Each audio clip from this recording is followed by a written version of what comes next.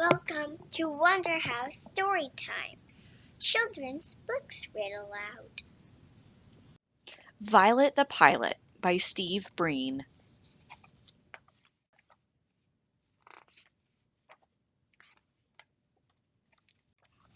Everyone in town knew that Violet Van Winkle was a little different.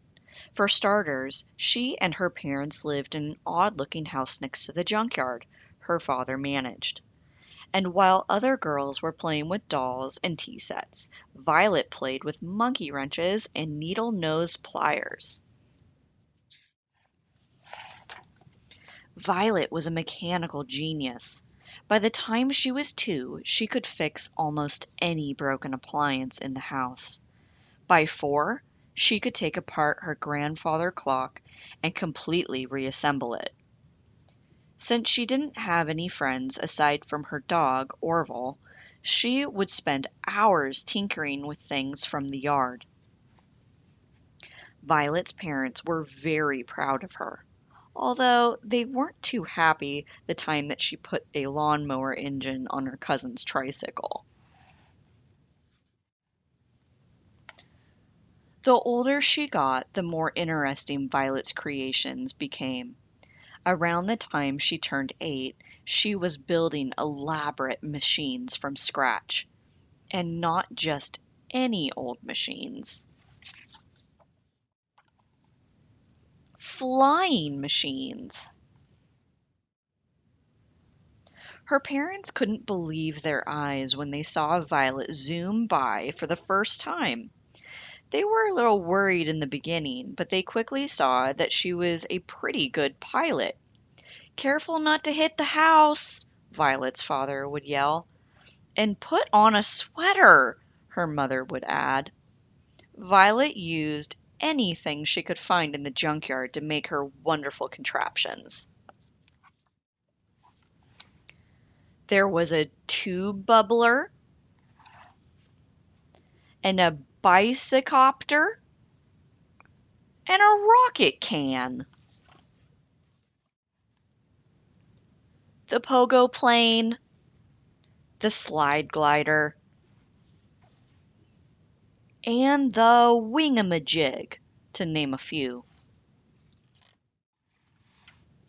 Violet's engineering was pretty sound.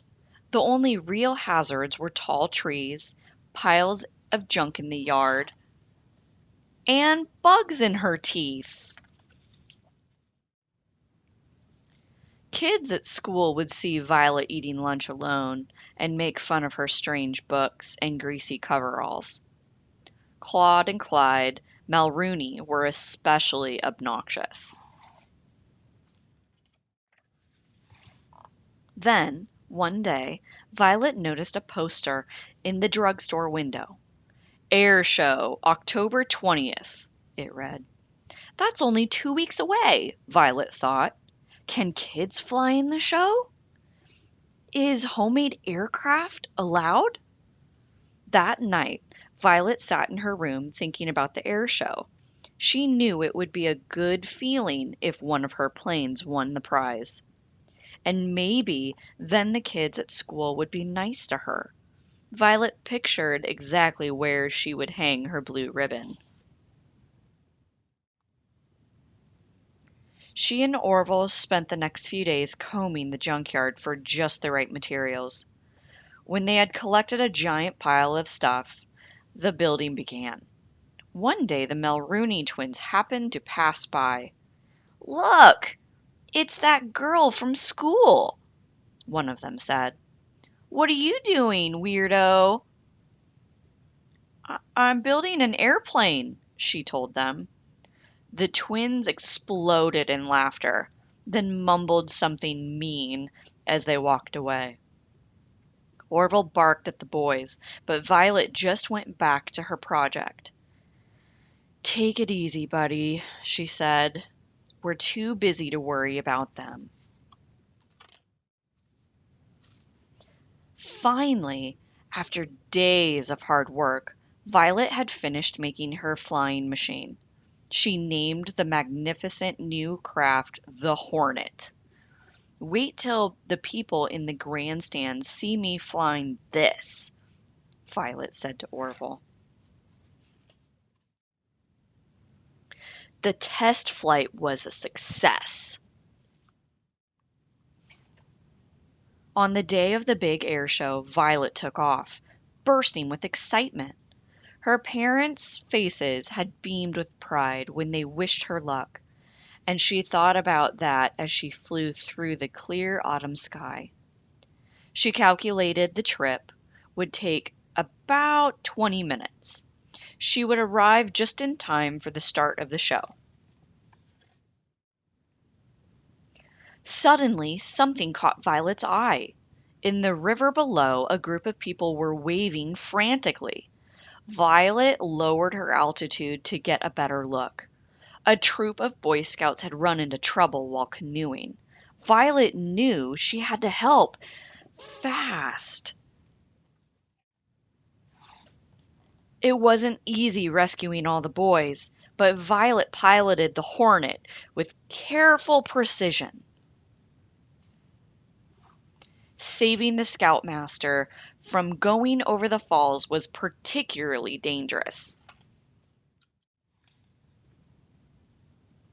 Violet dropped the grateful Scouts off at the hospital.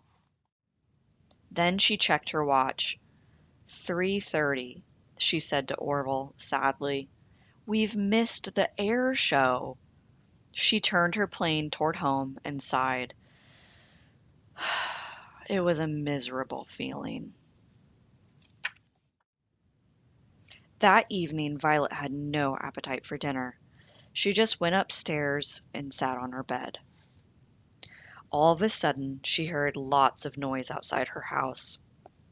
She and Orville went to the window and discovered that a crowd of people had gathered. Somebody spotted her. "There's Violet!" the boys shouted jubilantly. "There's our hero!" The Van Winkles stepped outside, squinting from all of the flashbulbs that were popping. The press, the mayor, the fire and police chiefs, even kids and teachers from school had all learned of the rescue that day and had come to praise her.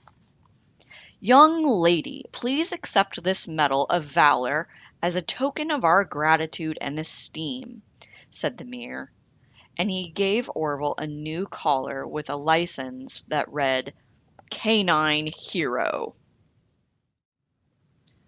From that day on, Violet's parents let her fly whenever she wanted, but her mom still made her wear a sweater.